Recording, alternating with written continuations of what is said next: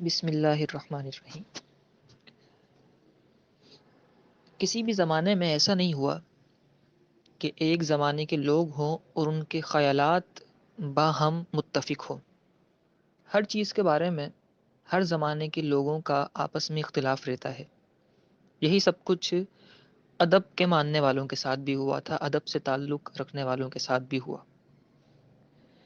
پورے یورپ میں کبھی بھی ایسا نہیں ہوا کہ ادب کے بارے میں یا تنقیدی ادب کے بارے میں یورپ کے دانشوروں کے، یورپ کے ادیبوں کے ایک جیسے یکساں خیالات رہے ہوں۔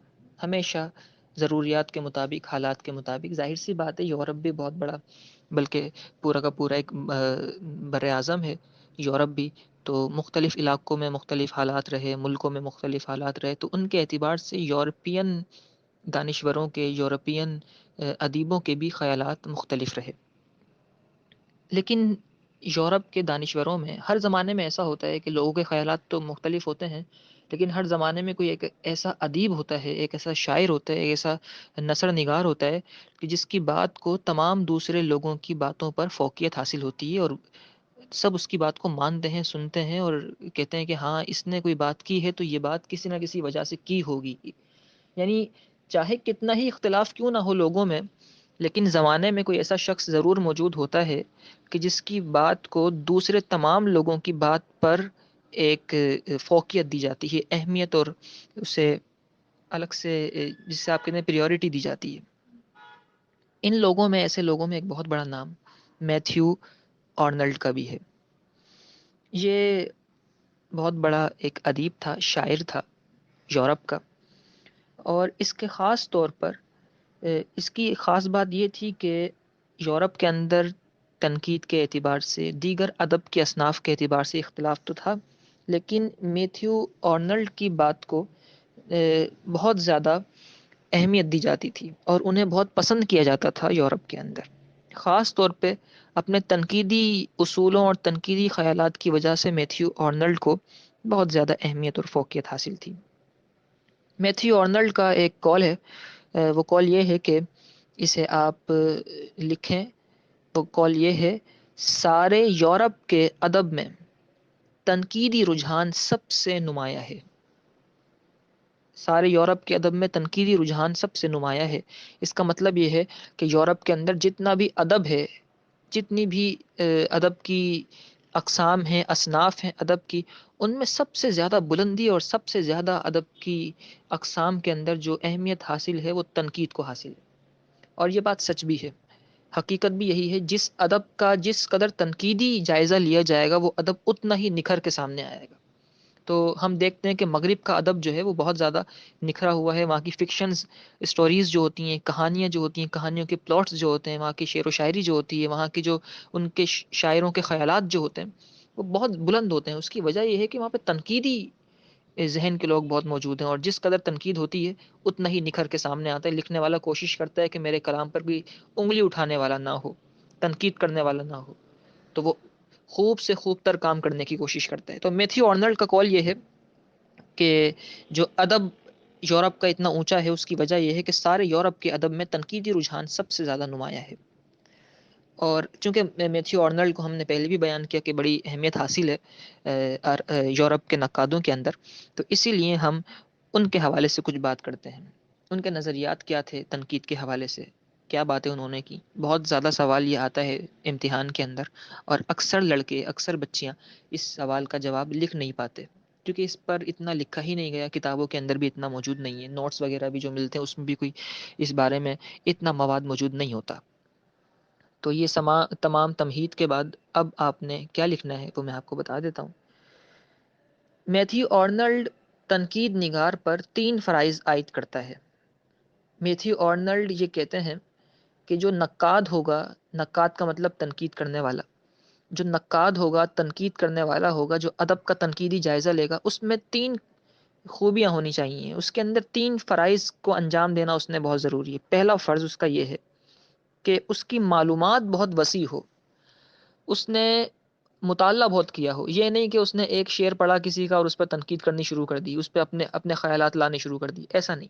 بلکہ اس نے اسی شعر کے متعلق یا اسی شعر سے ملتے جلتے اسی خیال کے شعر بہت سارے پڑھے ہوں، ان سب کا جائزہ لیا ہو، وسیع المعلومات ہو، وسیع المطالعہ ہو وہ شخص تنقید کرنے والا۔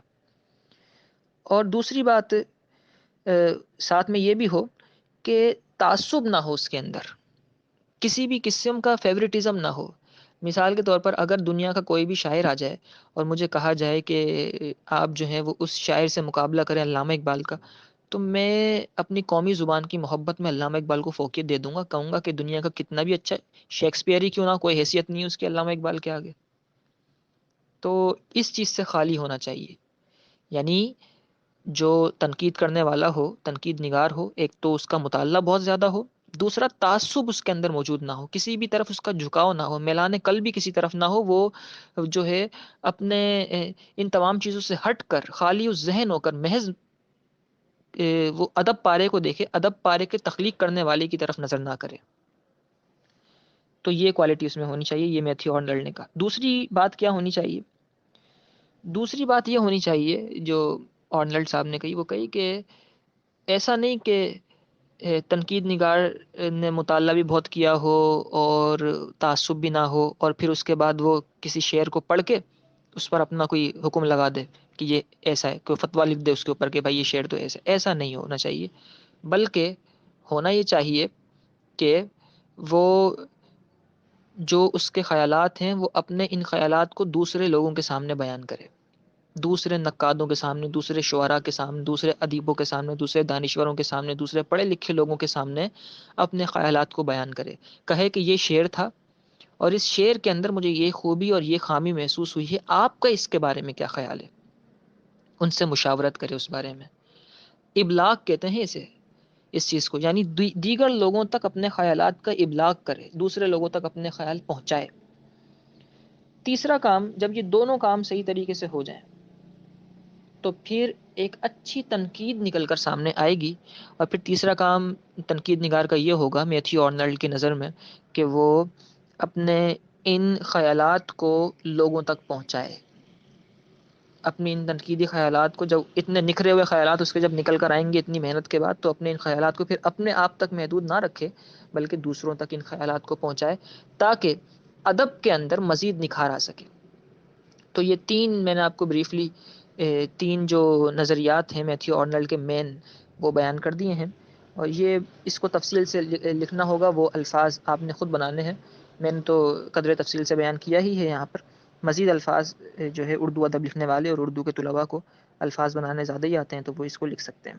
اب میتھیو آرنلڈ کے بارے میں ہم کچھ بتا دیں کہ وہ تھے کون۔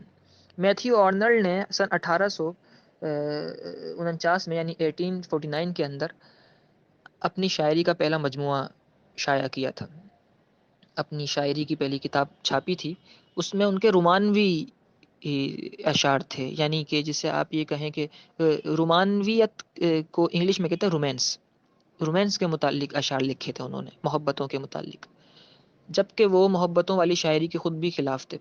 پھر ان کو بعد میں یہ خیال آیا کہ میرے تو خود تنقیدی نظریات ایسے ہی ہیں کہ میں خود رومانویت کے خلاف ہوں اور میں نے خود ایسی کتاب لکھ دی ہے۔ تو انہوں نے پھر 1853 میں، یعنی 1853 کے اندر ایک اور اپنا شاعری کا مجموعہ چھاپا۔ اس شاعری کے مجموعے کی ابتدا میں انہوں نے ایک دیباچہ بھی لکھا۔ دیباچہ کہتے ہیں مختصر سی تحقیق کو، آپ نے اس کے شروع میں مختصر سی اپنی ایک تحقیق لکھی جس کو ابتدائیہ بھی کہتے ہیں۔ دیباچہ اور ابتدائیہ لکھا 1853 میں، جو آپ نے اپنا شعری مجموعہ چھاپا اس کی ابتدا میں، اس میں آپ نے اپنے تنقیدی نظریات کو ذکر کیا اور اس کے اندر جو ہے وہ دیگر چیزوں کا بھی آپ نے اضافہ کیا، اور خاص طور پہ رومانوی شاعری پر آپ نے بڑی کھل کے تنقید کی، اپنی پچھلی غلطی کو سدھارنے کے لیے یا پچھلی خطا کو اپنے درست کرنے کے لیے، پچھلے والے شعری مجموعے پر جو گرد آ چکی تھی اسے صاف کرنے کے لیے آپ نے اس مرتبہ 1853 میں چھپنے والے اپنے شعری مجموعے پر، اور ویسے بھی رومانوی شاعری پر بھی عموماً بڑی کھل کے آپ نے تنقید کی۔ اس طریقے سے آپ کے جو میتھیو آرنلڈ صاحب کے جو نظریات تھے، تنقیدی نظریات، وہ کھل کے بہت سارے لوگوں کے سامنے آ گئے۔ آرنلڈ کی ایک سب سے بڑی اور سب سے اہم خصوصیت یہ تھی کہ انہوں نے ادب کو زندگی کے حوالے سے دیکھا۔ انہوں نے ادب کو محض ادب نہیں سمجھا، بلکہ انہوں نے کہا کہ ادب کا کام ہونا چاہیے، اور ادب سے ہمیں کام یہ لینا چاہیے کہ ادب برائے زندگی ہو، ادب سے زندگی میں نکھار آنا چاہیے۔ اسی لیے وہ رومانوی شاعری کے بھی خلاف رہے. انہوں نے کہا رومانوی شاعری سے ادب میں تو کوئی زندگی میں تو کوئی اس میں خیال نہیں آتا، بلکہ جذبات ہی بھڑکتے ہیں اس سے. تو وہ کہا کرتے تھے کہ کوئی ایسا ادب ہونا چاہیے جس سے زندگی میں نکھار ہے، انسان کے خیالات بلند ہو، انسان کے خیالات روشن ہوں. اور ادب برائے زندگی اگر آپ نے دیکھنا ہو تو ادب برائے زندگی دیکھنے کے لیے علامہ اقبال کی شاعری پڑھی ہے. انہوں نے ایک روح پھونکی ہے اپنی شاعری کے ذریعے سے ایک مردہ قوم کے اندر، وہ ہے ادب برائے زندگی. تو ان کا بھی، میتھیو آرنلڈ صاحب کے بھی نظریات یہی تھے کہ ادب برائے زندگی ہونا چاہیے، ادب کو زندگی کے حوالے سے پرکھنا چاہیے. وہ شاعری کو تنقید حیات قرار دیا کرتے تھے اور کہا کرتے تھے کہ شاعری کیونکہ زندگی ہے، زندگی کے بارے میں ہے، تو شاعری پر ہونے والی تنقید گویا کہ زندگی پر ہونے والی تنقید ہے. لہٰذا یہ تنقید بہت اعلیٰ معیار کی ہونی چاہیے تاکہ انسان کی زندگی پر اثر انداز ہونے والی جس شاعری پر تنقید کی جائے گی وہ تنقید اعلیٰ ہونی چاہیے تاکہ یہ شاعری اعلیٰ ہو سکے اور اس شاعری کے واسطے سے انسان کی زندگی اعلیٰ ہو سکے. میرے خیال میں اس سے آسان تشریح میتھیو آرنلڈ کے نظریات کی نہیں ہو سکتی. 3 چیزیں ہیں. وہ کہا کرتے تھے کہ شاعری زندگی کے لیے ہونی چاہیے اور شاعری پر جتنی اچھی تنقید ہوگی اتنی ہی اچھی شاعری بن کر آئے گی، اور جب اچھی شاعری بن کر آئے گی تو اچھی زندگی اس سے بن سکے گی. گویا کہ میتھیو آرنلڈ نے شاعری کو زندگی کے حوالے سے دیکھا تھا. اس کے علاوہ وہ کہا کرتے تھے کہ شاعری کے اندر پست موضوع نہیں ہونے چاہیے، گرے ہوئے موضوع نہیں ہونے چاہیے، گری ہوئی باتیں نہیں ہونی چاہیے، بلکہ اچھے اچھے متاثر کن احساسات کا ذکر ہو شاعری کے اندر. میتھیو آرنلڈ کا ایک قول آخر میں ذکر کر دوں. میتھیو آرنلڈ یہ کہا کرتے تھے کہ دنیا میں جو بہترین باتیں معلوم کی گئی ہیں، یہ اس کو آپ کوسین میں لکھیں، یعنی کامے ڈال کر بھی لکھ سکتے ہیں، بریکٹ میں بھی لکھیں. میتھیو آرنلڈ کا یہ قول میں آرام سے یہ پڑھتا ہوں اور اس کو نوٹ کیجئے گا کہ دنیا میں جو بہترین باتیں معلوم کی گئی ہیں اور جو کچھ دنیا میں بہتر سے بہتر سوچا گیا ہے، تنقید کا کام اس کو جاننا، معلوم کرنا، پتہ لگانا ہے اور ان کو معلوم کرنے کے بعد دوسروں تک پہنچانا ہے تاکہ وہ نئے خیالات اور جدید نظریات کی تخلیق میں زیادہ سے زیادہ معاون ثابت ہو سکیں. یہ تنقید کے بارے میں میتھیو آرنلڈ کی سوچ اور ان کی نظر و فکر تھی، نظریات تھے ان کے. اچھا، یہ سوال کس طرح کیا جائے گا میں یہ تفصیل سے بیان کر دیتا ہوں، یہ حل کس طرح ہوگا. لیکن بہرحال یہ جو کلپ ہے یہ اتنی طویل ہے کہ اس کلپ کے ذریعے سے 3 سے 4 صفحے میتھیو آرنلڈ کے اوپر آرام سے لکھے جا سکتے ہیں اور یہ سوال بڑی حسن و خوبی کے ساتھ، بلکہ میتھیو آرنلڈ کے متعلق جتنے بھی سوالات آئیں گے ان تمام سوالات کے جوابات اس ایک کلپ کے اندر موجود ہیں.